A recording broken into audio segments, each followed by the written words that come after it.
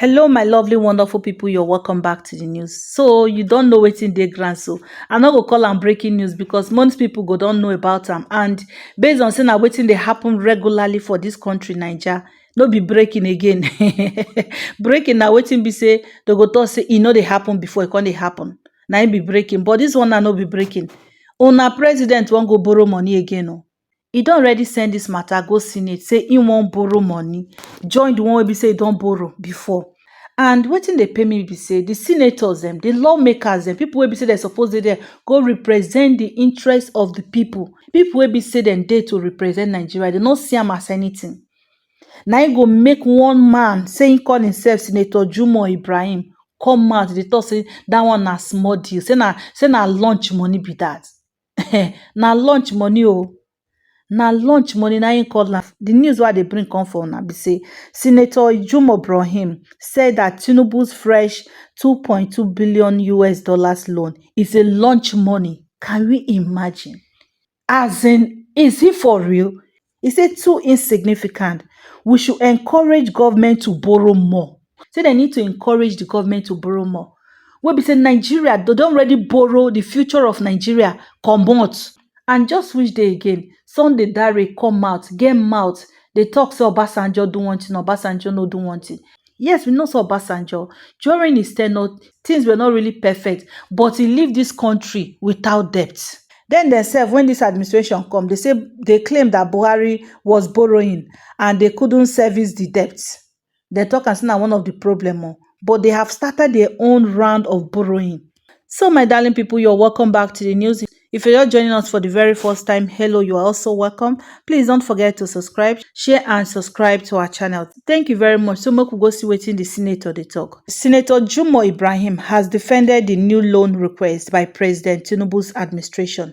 The lawmaker who represents Ondo South Senatorial District shared his view while appearing on a guest on Channel TV on Tuesday. So, according to him, borrowing $2.2 billion for the population of 250 persons is not a bad idea. Ibrahim described the $2.2 billion Tinubu's administration has proposed to borrow as too insignificant. Minute money, can you imagine? They don't see money to the extent that they call am minutes. Now money where they spend in a minute. Minute money. Adding that this is just a lunch money. What? This man they talk, he dey yarn. The guy dey yarn. Can you imagine calling $2.2 billion join the one wey be say una don borrow before? Una no dey shame? Are these guys not ashamed of themselves? Say they borrow money, they borrow. They never see anything wey they use and take do. Yet, if they open mouth, they talk this one. We don't have issue with borrowing. But I wish as they borrow, we they see wetin they use the money to do. Fine and good. We go say, yes, they are doing something. The ones wey be say they go talk say they won't do road. They will do substandard road that will not even last more than 5 years. And they've borrowed debt that will last for years. For their children. $2.2 billion to 250 million persons to finance deficit project of a year, and that will end in less than 60 days. Good effort from the government. So, if Nigeria will understand, we need to encourage the government to do more, he said. He said that a deficit budget helps in economic development. If this loan comes to our committee, I don't think anyone is going to say he is against it. For what? He argued that the country borrow for development, citing the instance of borrowing to fund Ajaokuta Steel Company Limited. Do you borrow money to keep in your bedroom? Do you borrow money to keep in your bedroom? You are borrowing for development, he added. Take a scenario at the case of study. If you borrow money for the purpose of Ajaokuta funding, he added, 30% of houses you build in this country, you need iron. Now, if you have your own Ajaokuta running, imagine how many jobs it will create. How many tax will come into the government? How many VAT will come into the government? Senator Ibrahim also stated that Nigerian debt servicing rate is fair, given the prevailing market rate in the global space. And he also said that they should look at the debt ratio, debt servicing. The money you are bringing in is called capital injection. Allows the Tinubu's administration to open up economy.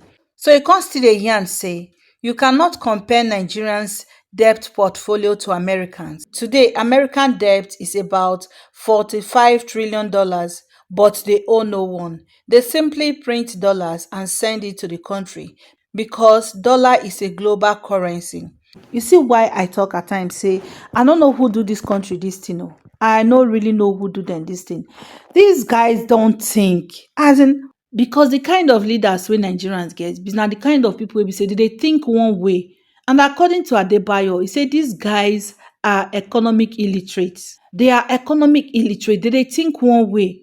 And with this kind of people, how do you think that this country will get better? How? It's not possible. Is comparing Nigeria with America. America borrow money, they borrow money. Oh. You dey see wetin dem dey use their money to do. Wetin dem don use money wey dem borrow for Nigeria here to do. We no dey see. Common the one wey dem bring out for the one dem borrow, say dem wan use am give palliative. Palliative no dey even reach people hand. Okay, they say they wan do road. People no dey see good road waka. Which road is good?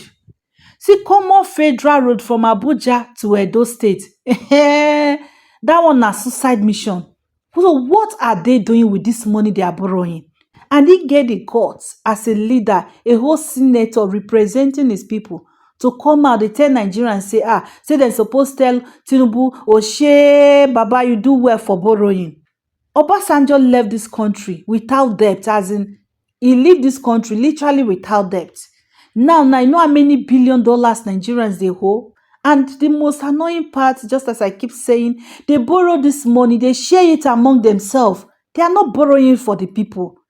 This senator, they happy now. Say make we clap on for Tinubu. Baba, you do well. We make we dobale for Tinubu. Say Tinubu go borrow money. You know how many millions we go enter in your own pocket. So Nigerians have reacted and they have this to say. It's only in Nigeria that you can realize that those who we call leaders don't even have sense. Can you hear this one?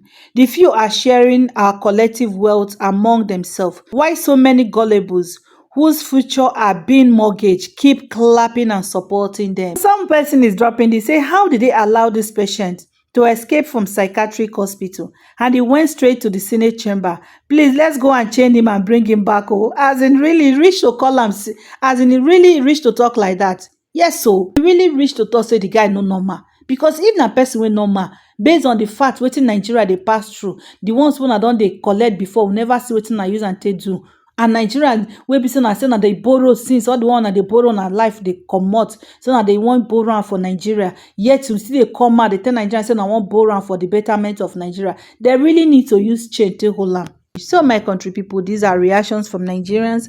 They are talking, as in people dey vex. They vex. In fact, I know say the way they talk. So if they see this man, they're ready to stone the man. They're ready to stone him. Yes, they're ready.